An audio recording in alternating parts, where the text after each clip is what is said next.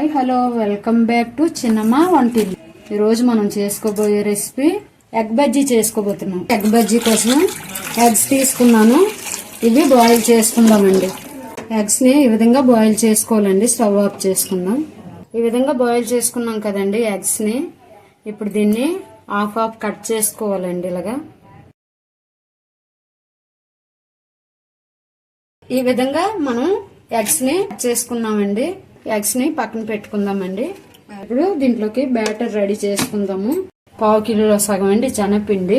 అలాగే మనకి క్రిస్పీనెస్ రావాలంటే మనకి బజ్జీ ఇగో కొంచెం వరిపిండి వేస్తున్నానండి. 2 స్పూన్ల వరకును. ఈ వరిపిండి వేస్తే మనకి బజ్జీ క్రిస్పీగా ఉంటదండి. సోడా గుండ అండి ఇగోటండి, చిటికెడే, ఎక్కువ కాదు. బ్యాటర్ కి కావలసినవండి ఇంగ్రీడియంట్స్ అన్ని: కొత్తిమీర, పెద్ద టీ స్పూన్ తో కారం, చాట్ మసాలా, అల్లం వెల్లుల్లి పేస్ట్, వేపిన జీలకర్ర పౌడరు, ధనియాల పౌడరు, తగినంత ఉప్పు. ఇప్పుడు ఇవన్నీ వేసుకోవాలండి. అందులోన వేసి మొత్తం ఇవన్నీ కలుపుకుందామండి. బ్యాటర్లో వేసి మొత్తం ఇదంతా బాగా కలుపుకోవాలండి మనం. ఇప్పుడు వాటర్ వేసుకుందామండి. మరి చిక్కగా కాదు, మరి పలచగా కాదు, మీడియంలో కలుపుకోవాలండి మనం.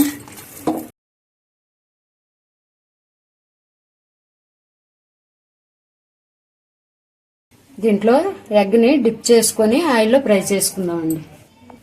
ఆయిల్ వేసుకుందామండి. ఎగ్స్ ని ఈ విధంగా డిప్ చేసుకోవాలండి.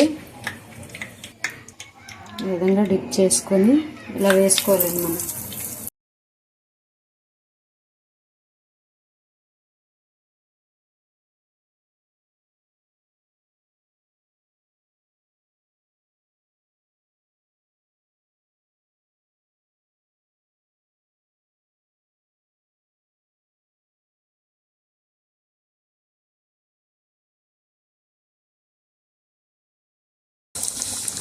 రెండు వైపులా తరిగేసుకోవాలండి.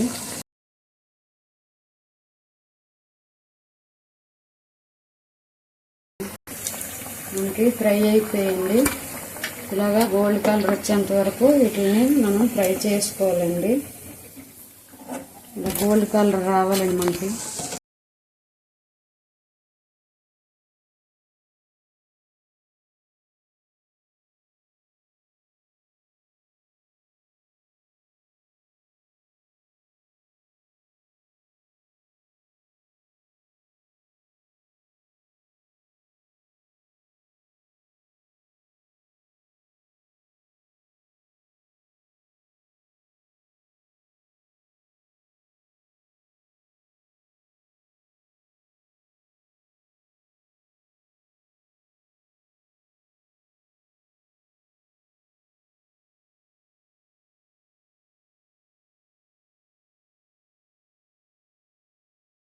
మన టేస్టీ ఎగ్ బజ్జీ రెడీ అయిందండి.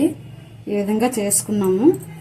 అలాగే మీరు కూడా చేసుకుని మీ ఇంటిల్లిపాది ఆహ్వానించండి.